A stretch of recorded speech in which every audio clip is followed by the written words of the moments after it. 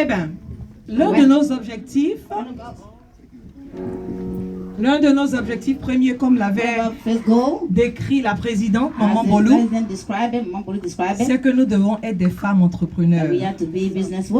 Et nous ne pouvons pas débuter ce voyage, this journey, sans définir l'entrepreneuriat. Et ce matin, j'ai la lourde responsabilité de vous parler un peu de l'entrepreneuriat. Je pense que notre maman Adélaïde a déjà emboîté le pas. Et moi, je vais rentrer un peu plus dans les détails. Juste après, comme je l'ai dit, notre culte a un caractère spécial. Nous aurons une interview avec notre invité d'honneur qui sera présentée tout à l'heure. Une femme de distinction. A businesswoman. Amen. Voilà. Donc, dans le mot entrepreneuriat, comme je l'ai dit, il est important que nous définissions le concept. Dans ce mot vient le verbe entreprendre.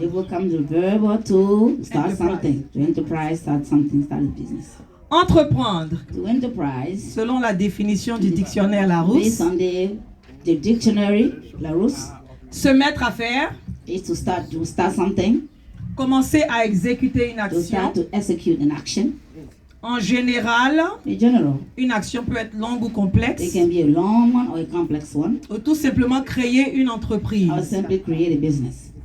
Ça peut aussi dire prendre la résolution de faire quelque chose, un ouvrage, et commencer à le mettre à exécution. Nous avons défini le verbe entreprendre. Donc nous pouvons conclure que l'entrepreneuriat, c'est le fait d'entreprendre et de développer un projet. Dans le domaine des affaires, on utilise ce terme pour désigner la création d'une activité économique dans le but de répondre à un besoin ou d'atteindre un objectif spécifique. En effet, l'objectif premier d'un entrepreneur est de créer de la valeur au sein de l'entreprise qu'il dirige, tant bien au niveau économique qu'en matière de création d'emplois. Mais plus que tout, l'entrepreneuriat est aussi un état d'esprit. C'est une dynamique d'action qu'un entrepreneur instaure et met en place. Vous voyez, quand on parle d'état d'esprit, c'est très important. Ne deviens pas entrepreneur qui veut le devenir. C'est un état d'esprit. Comme on le dit en anglais, c'est un mindset. Et quand on n'a pas ce mindset-là, c'est un peu difficile. Mais qu'avec le Seigneur, nous pouvons faire tout. Donc, je vais vous donner un peu de quelques statistiques sur l'entrepreneuriat dans le monde. Aujourd'hui, environ 62% des personnes sont tous d'accord que l'entrepreneuriat est un bon choix de carrière. Et il existe plus de 580 millions d'entrepreneurs dans le monde entier. Parmi ces derniers, seulement 4% ont un doctorat. 63% sont allés à l'université. Et 33% qui n'ont qu'un diplôme d'études secondaires. Donc vous voyez qu'on n'a pas besoin de faire papier longueur, comme on le dit chez nous, pour entreprendre. La majorité d'entre eux se sont lancés principalement pour devenir leur propre patron, mais aussi pour vivre leur passion. En effet, plus que la moitié d'entre eux déclarent mieux gagner leur vie qu'avant. 68% connaissent un meilleur équilibre entre vie privée et vie professionnelle. Et près de la totalité ne voudraient pas redevenir employés. Quels sont donc les avantages de l'entrepreneuriat féminin pour les femmes? Parce que nous sommes ici dans le cadre des femmes. En apportant des perspectives uniques et une diversité d'idées, les femmes innovent. Elles créent des emplois. Elles contribuent à l'économie d'une manière qui leur est propre. Pour citer que quelques avantages, l'entrepreneuriat permet d'autonomiser les femmes. Aujourd'hui, nous avons un concept en Côte d'Ivoire, je dirais en Afrique. Nous parlons de femmes battantes en guillemets. Amen. Un autre avantage, comme la missionnaire aussi l'a dit, c'est être son propre patron. La liberté de choisir ses heures de travail. Comme vous le savez, si nous sommes mamans, ça veut dire qu'il faut mettre les enfants à l'école. Il faut être disponible pour nos enfants. Et une femme qui a son propre business, elle se permet de déterminer ses heures de travail selon les besoins de sa famille. Un autre avantage, c'est de voir son entreprise grandir.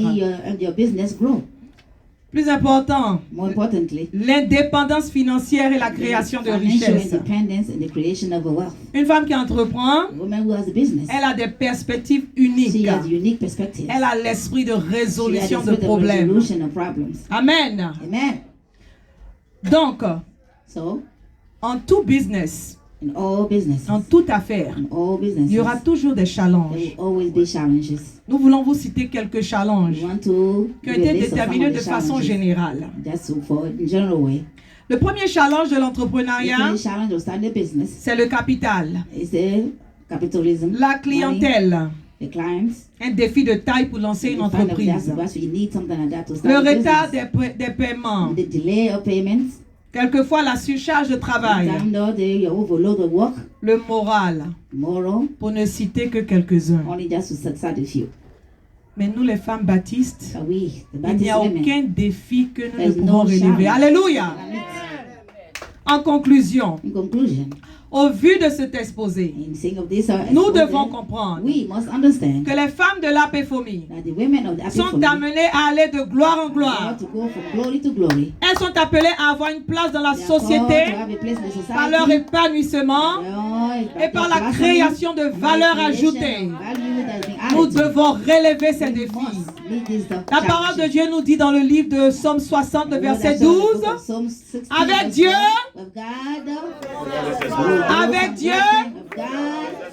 Amen.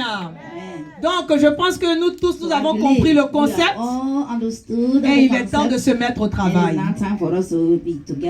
Bien avant que j'introduise notre invité de marque, comme je l'ai dit, une femme distinguée, une femme qui crée des valeurs ajoutées, nous allons demander au groupe musical. Nous improvisons beaucoup aujourd'hui, mais notre groupe musical, il est au point.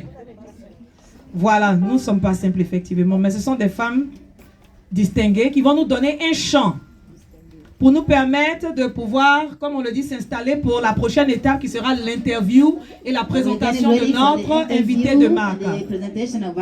Dans le groupe musical, donnez-nous un peu de joie pour 1 minute, le temps qu'on s'installe.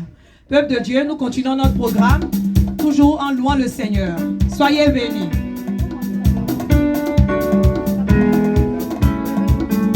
Jésus, ton œuvre, nous la ferons, nous ferons l'œuvre du Seigneur. Jésus, ton œuvre, nous la ferons, nous ferons l'œuvre du Seigneur.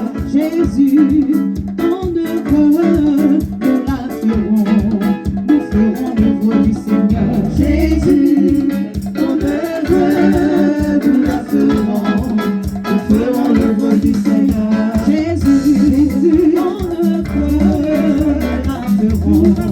Nous ferons l'œuvre du Seigneur. Jésus, ton œuvre, nous la ferons. Nous ferons l'œuvre du Seigneur.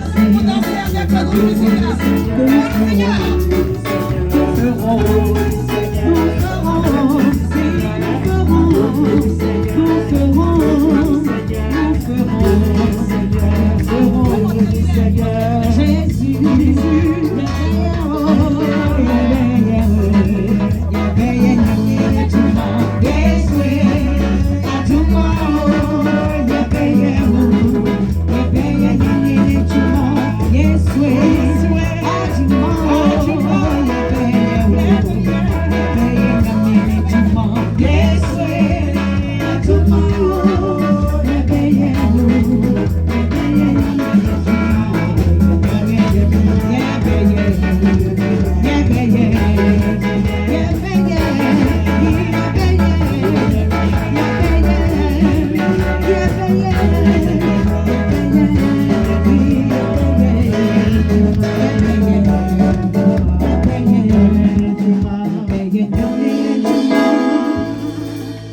Merci au groupe musical, vous êtes super. Voilà, comme je l'avais dit auparavant, si vous me permettez de m'asseoir, voilà. Vous savez, nous les femmes de l'APFOMI, on innove. On innove, donc nous sommes en mode interview. Voilà, un peu comme si on est à la télé. Et vous êtes